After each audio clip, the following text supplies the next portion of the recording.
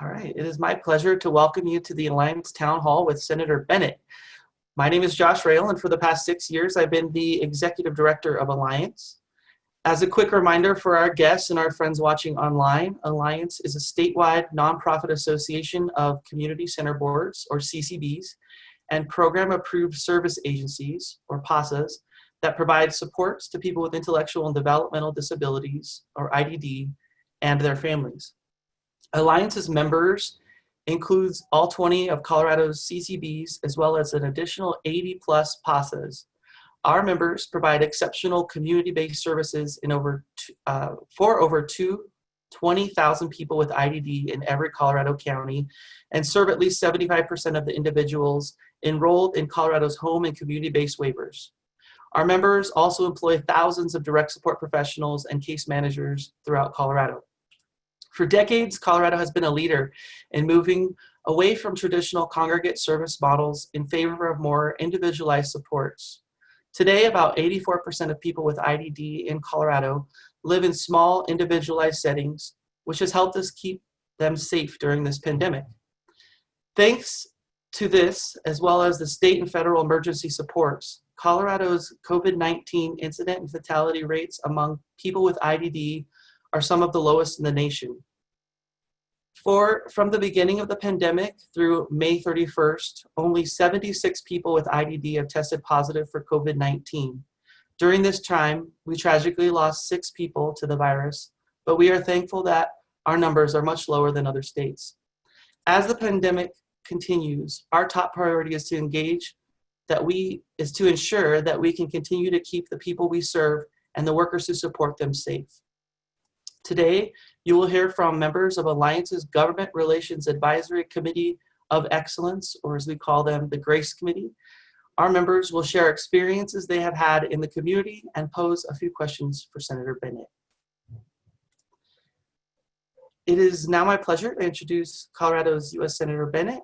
Senator Bennet has served Colorado in the United States Senate for a decade, demonstrating his ability to engage in bipartisan work on education, healthcare, and much more.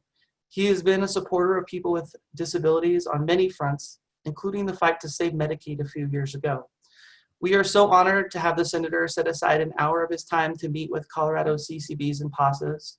Thank you, Senator. For those of you attendees who are wondering, we of course did provide a lot of background information to Senator Bennett's office in preparation for this call. So if you think he's missing everything in these first few minutes, no worries.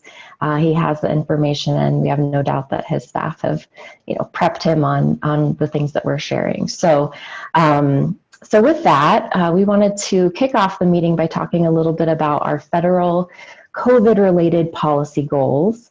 Of course, our overall goal is to maintain the integrity of the service infrastructure in Colorado so that people and families that our members serve experience as little disruption as possible during the pandemic. While, of course, everyone has experienced disruption in their daily routines, what we don't want to see is providers closing service options or their doors altogether, leaving people in search of new providers during the pandemic.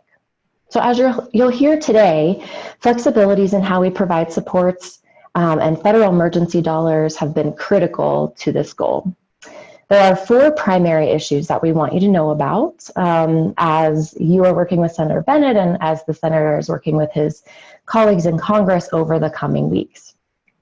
So first is the need for CMS to extend states' authority to offer retainer payments for services that cannot safely be delivered during the pandemic.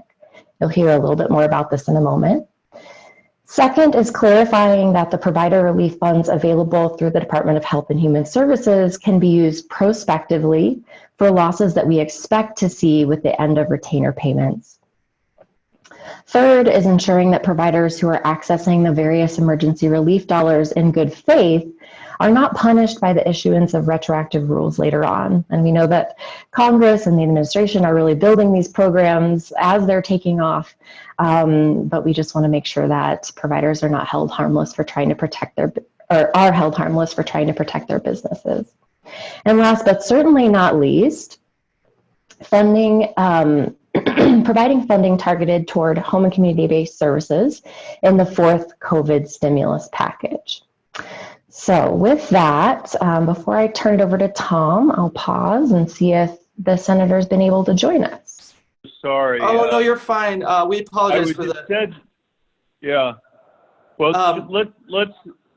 Would you like me to say it again briefly? I would. And then We would love that. That would be such a. That would No, be an honor. I mean, mostly, I'm sorry you missed it because it was the reflection on the debt of gratitude that we owe all of you for your incredibly tireless work, which is, I know, incredibly rewarding but very tough on the, under the best circumstances, and under COVID, it's become even more challenging. And so I'm looking forward to hearing about what you guys are doing and your critical work to serve Coloradans with intellectual and developmental disabilities. I know you are on the front lines of this crisis and are working to provide services uninterrupted wherever you can to individuals with disabilities at this enormously difficult time. And I feel terrible that at an uncertain moment like this, the dysfunction in Washington is creating even more uncertainty. And so we passed a couple of relief bills, totally recognize we need to do more to support Medicaid. We need to do more on home and community-based services. We need to make sure you've got the PPE and testing to keep workers and patients safe. As you all know, there was $175 billion in funding for hospitals and providers in the last two COVID bills. This was great, fabulous, but it was supposed to be dispersed to all of you, and HHS hasn't gotten the money out the door quickly enough. As I work on the next package, which is what we're doing in D.C. this week, and engage with the administration, I'm certainly going to continue to push on them to get that money out appropriately and in a timely way. We're also working hard to make sure that we get an increased bump in the federal Medicaid match. Personally, I think it should be automatically tied to the economic conditions of the country. So I've introduced a bill with Senator Bob Casey from Pennsylvania to do just that. There's also the retainer payment issue with CMS that Ellen raised to make sure you are all still getting paid with the reduction in services. We're working closely with Ed Perlmutter and Joe Neguse to try to resolve that issue. And so I obviously today would love to hear what else we can do to support you and the work you're doing. And you should know that you don't need to wait for these calls to reach out to make sure that we are serving you in the way that you need us to do that work. And Santiago Gonzalez is available at 720-371-6248 if you need anything on health at all. Just once again, thank you so much for everything that you do. Thank you for taking on this tough and rewarding job. And for that, I think I'm supposed to turn it over to Ellen, and let's get started here. At some point, they're going to grab me for this last vote, but I think we're going to have time to both squeeze this in and make that vote. So I really, really appreciate it. Ellen? Great. Thank you so much, Senator. So I did give sort of our little spiel on our public policy priorities related to COVID, but right now I'll turn it over to Tom Turner to give you a little bit more background on Colorado's IDD system, and then he'll turn it over to a couple more members to tell you about our experience during the pandemic. Tom? Great. Well, good morning, Senator. Thank you so much for your time and your interest. It's really an honor to talk with you this morning. And before I move on, I did want to let you know I did see your interview with Trevor Noah during your presidential campaign, and just wanted to reassure you that if your daughter's listening this morning, I don't think you'll need to sign a waiver. We'll really try and keep the profanity to a minimum. I just want to thank you, Tom, for noticing that I ran for president, because not many people did. Thank you. We did see you down there at the other end of the stage, so. Well, first of all, I wanted to let you know I think you can be really proud of the service system in Colorado that serves your citizens with intellectual disabilities. I know we're proud of it.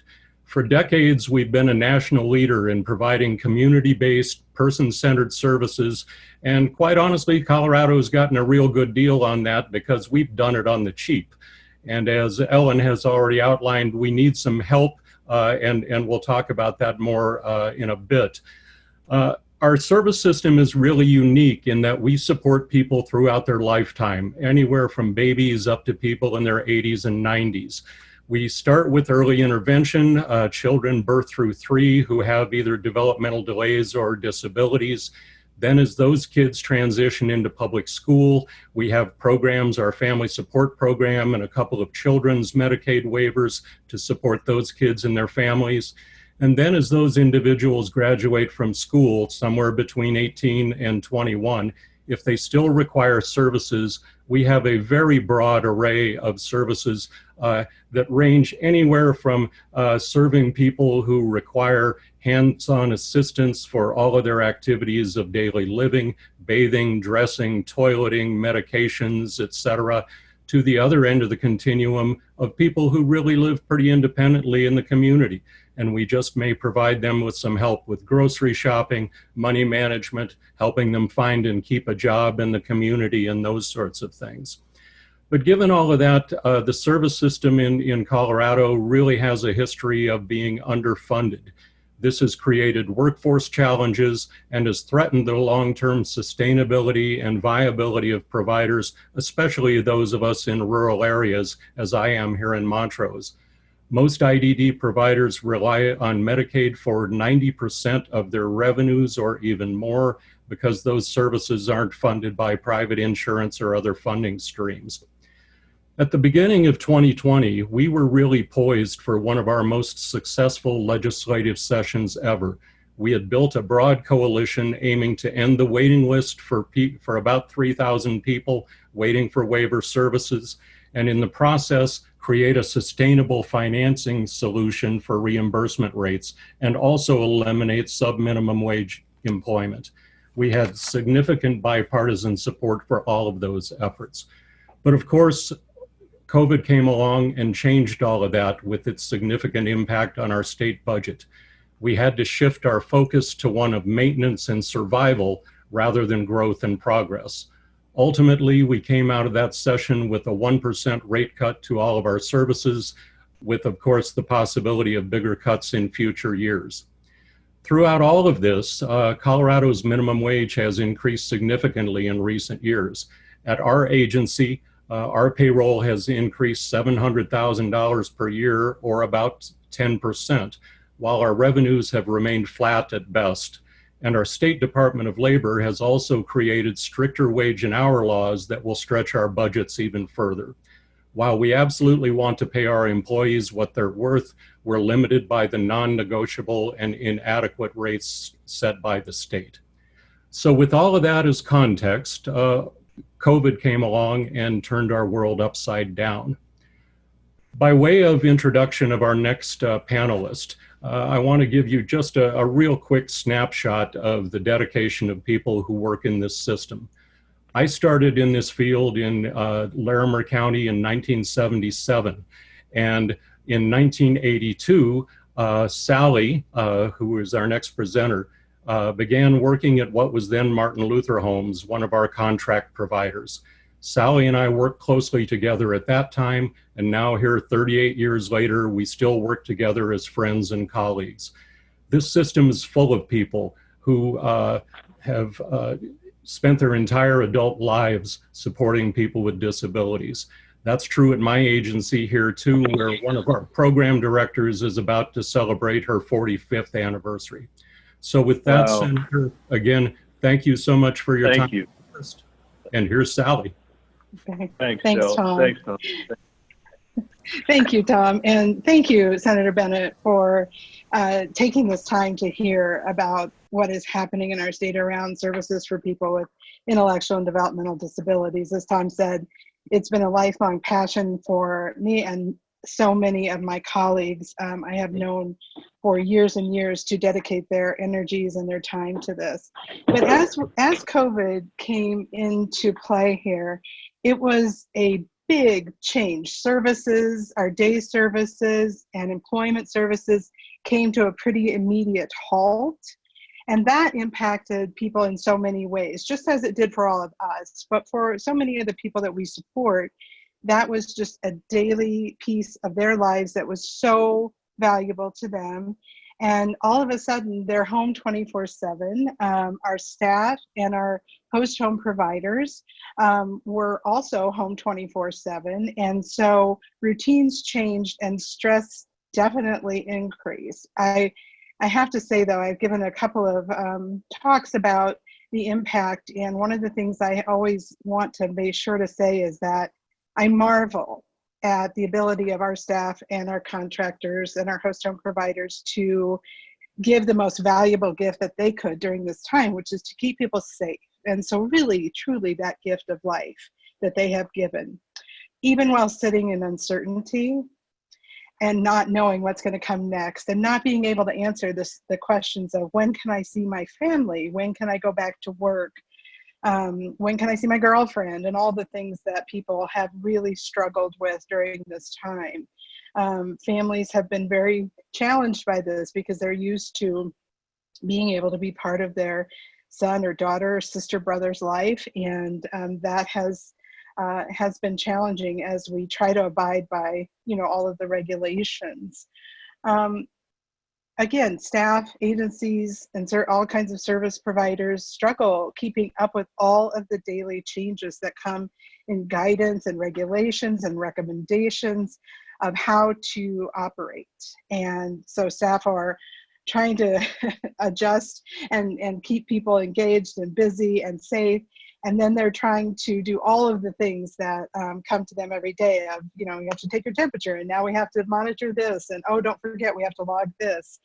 So it has, I'm sure you understand, just a very challenging period of time for us. And as we struggle to keep up with those daily demands, we're also thinking about how we're going to continue fulfilling our missions, and then how we're going to stay afloat financially. As Ellen mentioned, and I think Tom mentioned, the retainer payments have been a support, but those will be ending. And there's been several, challenges around some of the pay programs. And so we're looking, how are we going to figure that out in the months to come? While it's been challenging, we know that there are opportunities that are coming out of this as well. The opportunity to individualize services, to use telehealth, and to have more person-centered supports developed in lieu of our, traditional ways of providing. So thank you so much for letting me share. I'm going to turn it over to Tara Keene, who is the president and CEO of Community Connections, one of our community center boards. Thank you so much, Sally. Well, good morning. I actually got tasked with the privilege of getting to talk to you about how awesome Colorado is. So, Senator Bennet, I really hope you're taking notes, because I presume that you're always up for some opportunities to brag to your congressional colleagues about the wonder of our state. And here I'm going to give you some opportunities. Well, listen, Tara, one thing to brag with my colleagues, I could share with them the bio that I have about you in this document, to be able to show how unique our state is. So, unique is the perfect word for our state and our system. Yeah. Excellent. Well, as Tom and Sally have already pointed out, I think we're all really impressed with how Colorado has exhibited really effective leadership during this pandemic. A lot of us do like to give grief to our friends at the Colorado Department of Healthcare Policy and Financing, but I think we all agree that their swift action in response to COVID-19 really did help keep people with IDD safe and prevented probably thousands of layoffs statewide. So we give them our gratitude. Colorado was really one of the first in the nation to start requesting these important flexibilities from CMS. For example, they negotiated a temporary rate increase for some of our services, like the residential programs that Sally mentioned. They also paved the way for services to start being delivered remotely and streamlined some of our administrative tasks. But of course, one of the most creative and definitely much appreciated temporary change was the introduction of those retainer payments. These have really allowed us to keep our management, these people that have been working for us for 30, 45 years, and all of our direct support professionals, keep them on board, keep them paid while our programs were shut down for safety, many of those community programs. The learning curve in our system is really steep. If we had been forced to restart our programs from scratch at the end of the pandemic, that probably would have been impossible. I think a lot of us wouldn't have survived, and Colorado would really be in a position of rebuilding an entire critical system infrastructure. So way to go, Colorado. And we also want to express our sincere appreciation to Congress and the administration for all of those federal relief dollars that you've been releasing. I think particularly the Paycheck Protection Program and the Provider Relief Fund have been critical for us to continuing to serve people through the pandemic, and especially for many of the states who weren't as lucky as Colorado, and those providers had to solely rely on those funds to survive. Fortunately, like we often see happen in our system, we have spent a lot of this crisis building the plane while flying it. And you'd think we would have perfected it by now, but it still is not a very efficient way to operate. And we found providers really having to react quickly to participate in these federal programs. And often we're responding before we have all the information we need to make a really good decision about how these programs might impact us and if we're later going to be penalized for accessing them.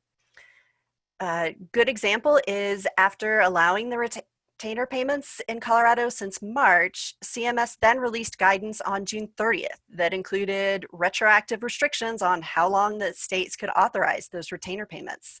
So as a result, as our whole state, we had a week to prepare for the end of these retainer payments and then figure out how we could operate without them. The guidance also required states to have a process to claw back these payments based on rules that didn't even exist when Colorado began the retainer payments. And at this point, I think we understand that these rules won't be reinforced for payments that occurred prior to the guidance, but we're understandably concerned that we may end up in a situation where we have to remit money.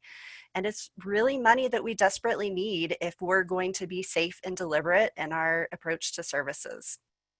So what's happened is this created pressure for programs to start reopening even when it's not getting any safer to do so. I know for us, many of our usual program participants are either reluctant or frankly unable to start participating again. And the evidence has clearly shown that people with IDD tend to have worse outcomes from COVID. So this means that many of our programs are going to see significant revenue losses in the coming weeks and months and potentially even years. You know, we're a relatively small provider in rural Southwest Colorado, and we can anticipate losing over $50,000 a month without those retainer payments. I'm guessing some of my colleagues with bigger programs may be looking at more than 4 to 5 times that amount. And because of the timing and just the constantly evolving guidance for these federal assistance programs, we aren't really certain whether we can access those for our future revenue losses that we're going to incur now that the retainer payments have come to an end. You know, we're really trying to make wise and ethical decisions, and yet we still risk having to pay back large sums of money that we desperately need. And we're in total agreement that providers should have accountability for the various funds that we've received, but it's really challenging to ensure that we're playing by the rules when the rules come out after we've already applied for and received assistance, and when those rules keep changing. So as Ellen mentioned earlier, outside of the egregious misuse of funds, we would like to see IDD providers held harmless from audits and clawbacks based on the rules that come out after the funds have already been made available. Hey, Tara. So sorry. I just wanted to interrupt. I think that the senator has just been called to vote again. And so I think he's... I have 15 minutes. John, hold on one second, please.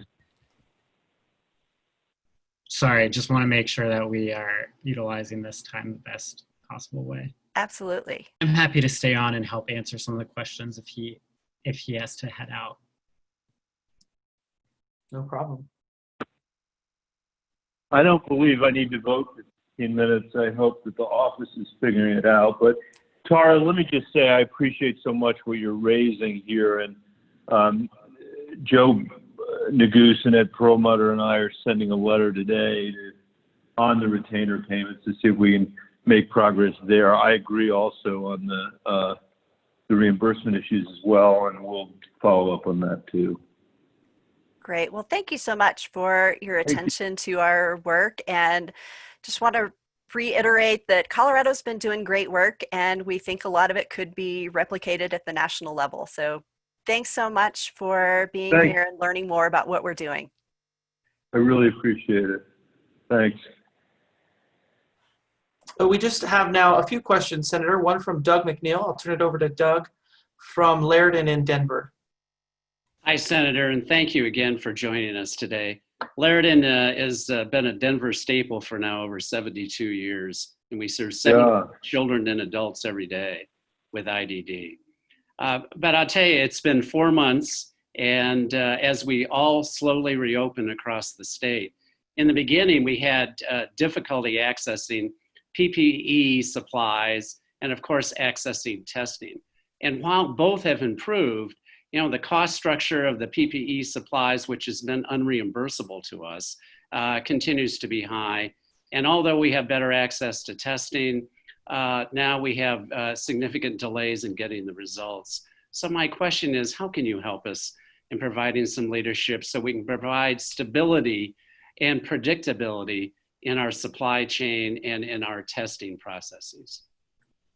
It's really important. We have, unfortunately, as we see we were all subject to the stay-at-home order, and that period of time was supposed to be used to deal with the supply chain problems on PPE, to deal with the testing issues, and now we find ourselves living in a country where the rates of infection are increasing, not decreasing, as they are in places, for example, like Italy.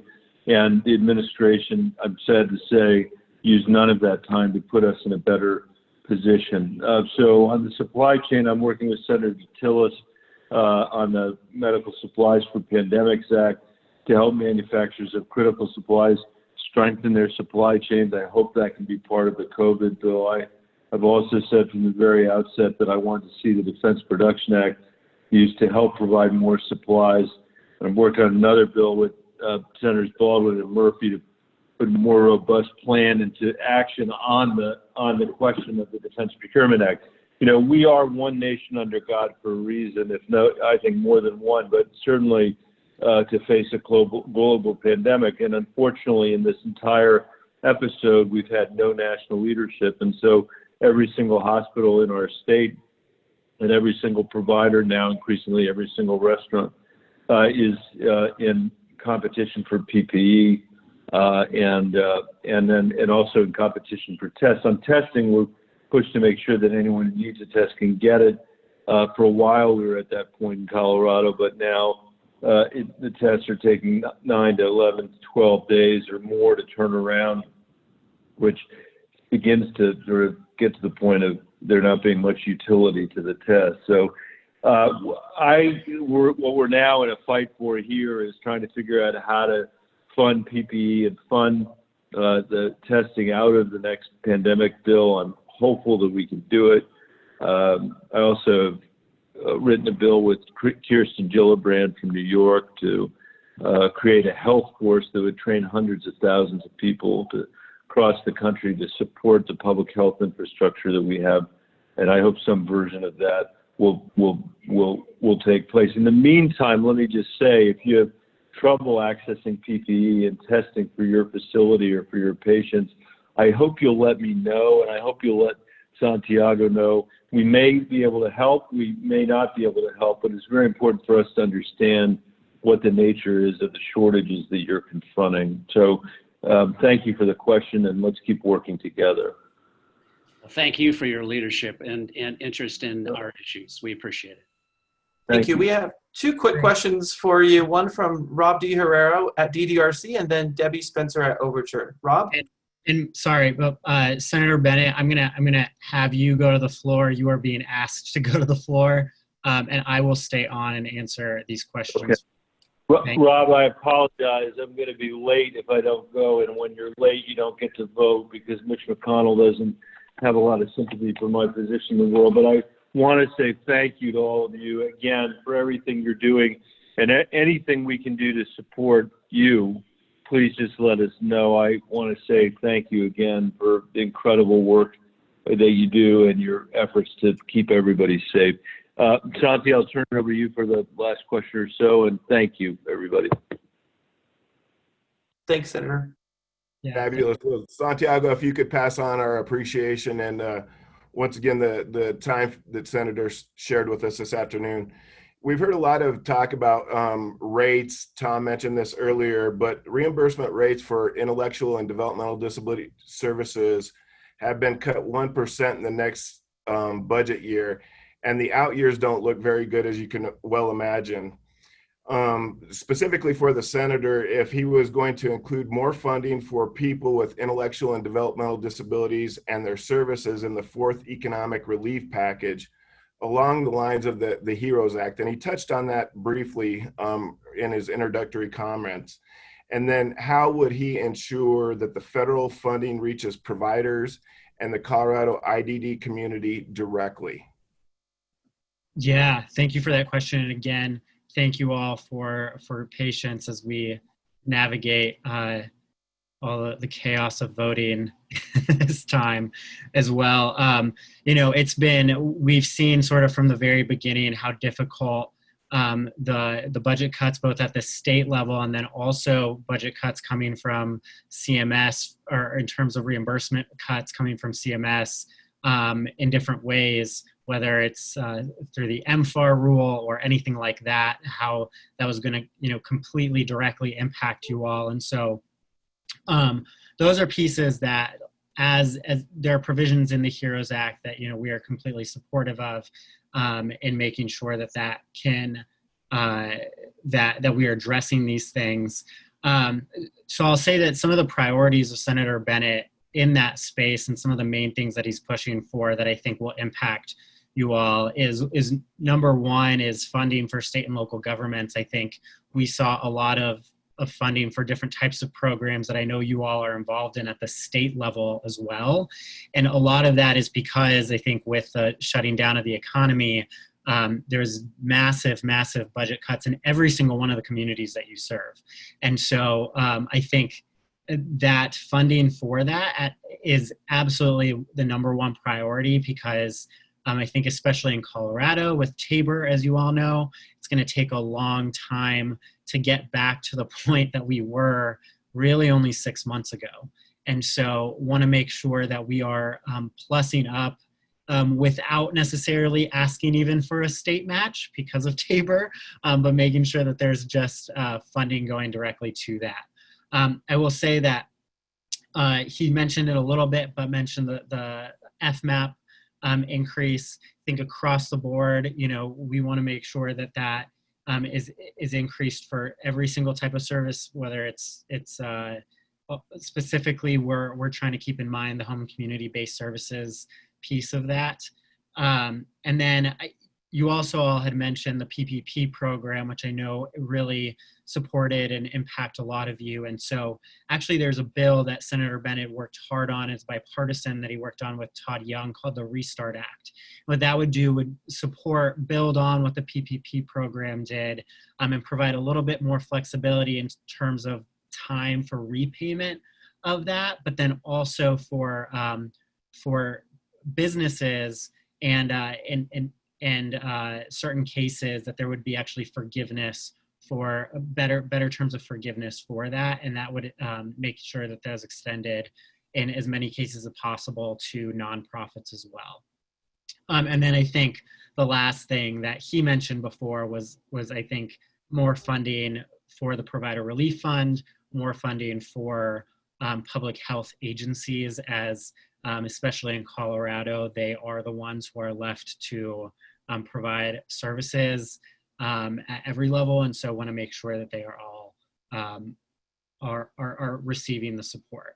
And then I think I just want to touch on one more thing to make sure that they are receiving, that providers are receiving it directly. I think that is why we think it's really critical that the Provider Relief Fund is plussed up, and that also it's clear that those funds are not going to be used against you all in terms of being taxed on it or anything like that. And so we're trying to make sure that there are small technical fixes, but want to make sure, because I think in a really nightmare scenario, all of a sudden y'all will be starting to get taxed on some of that stuff too, which is absolutely not the intent. So I'll end there. Thank you very much, Santiago.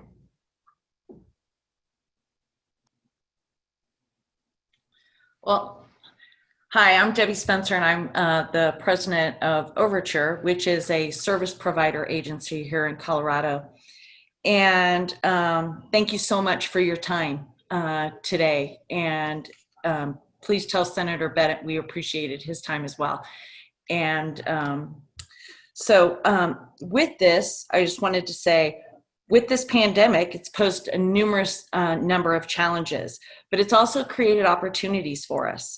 The state's moved towards more individualized services that are not only safer, but much preferred by our people in services. In order to make these individualized services sustainable, states will need to increase reimbursement rates. How can you help us support rates that choose to move in this direction?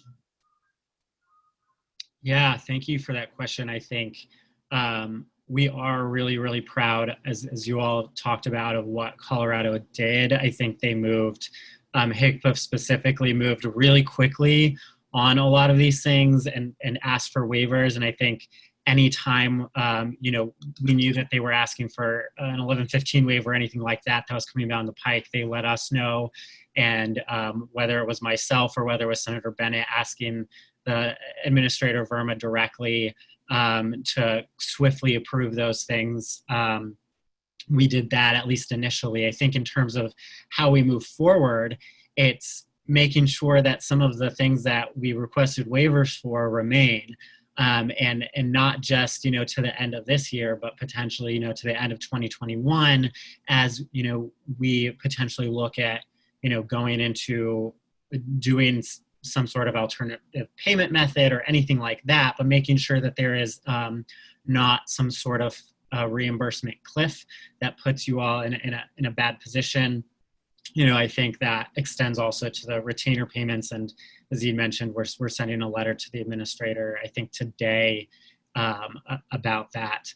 I think in terms of one other piece is on the telehealth side of things, that I know that there's been a lot of increase in being able to utilize those services. I know for you all, that means that it might not be visual and it might not be audio. It might be some sort of innovative, monitoring program or something like that. But I think a lot of those efforts that we felt like the pandemic sort of actually, as you mentioned, brought us forward into the actual century we live in with a lot of those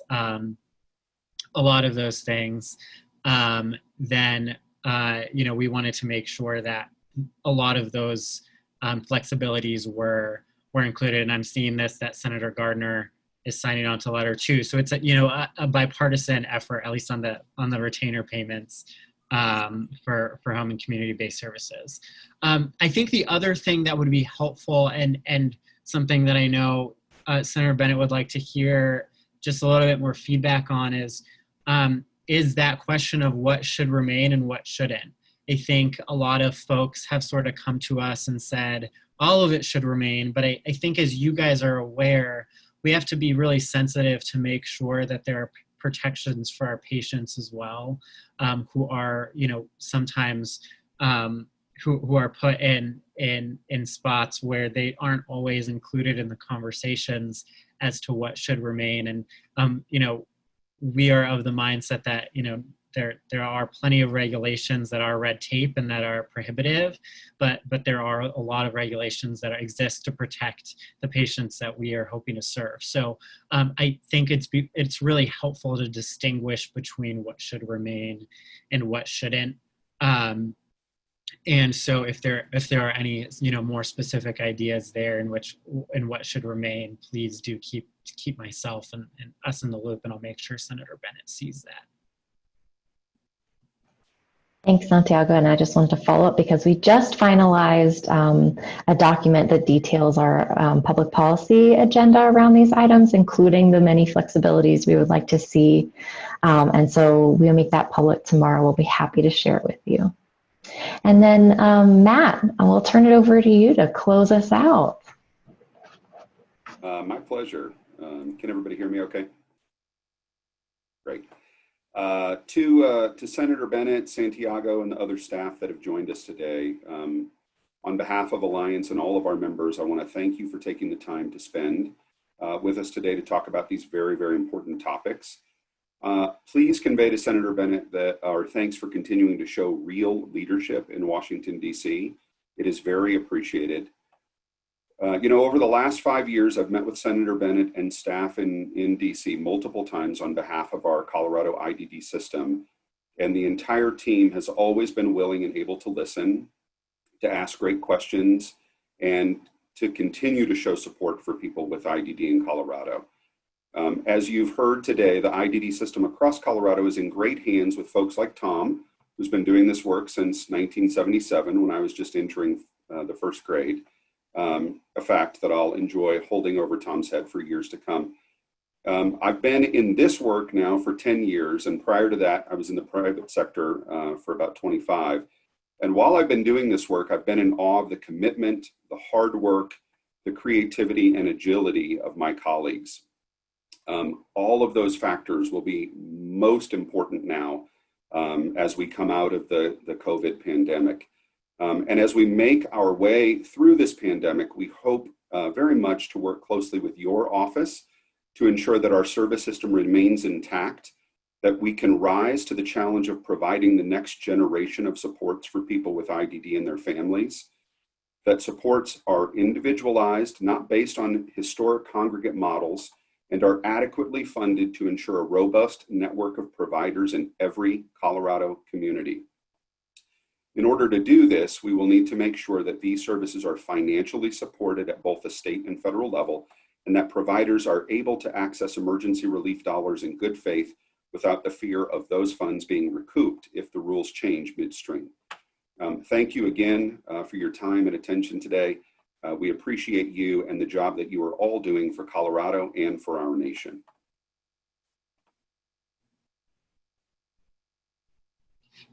Thank you all. I'll just say quick words to close. And again, from our office and from Senator Bennet, just want to say thank you all for the work that you all are doing.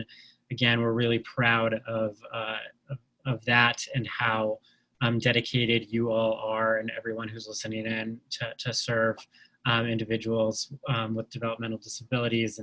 And Josh and Ellen, thank you so much also for your work and your leadership leading this really amazing group of people. And we will continue to fight, especially as we continue negotiations on this next package, to make sure that the services you provided are supported and that you as providers are supported, everything from reimbursement to PPE and testing.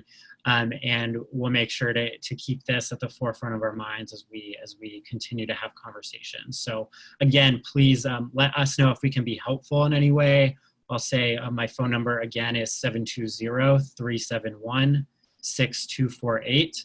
And I'm sure you can get my email from Ellen or Matt, or any of these folks probably have it. So please feel free to reach out on anything and everything, and hopefully we will be able to have one of these types of meetings in person at some point soon, as opposed to the craziness of the virtual technology. And again, thank you for your patience as we navigated life in the time of coronavirus. So thank you, Santiago, and we look forward to continuing our great partnership. And please thank the Senator again.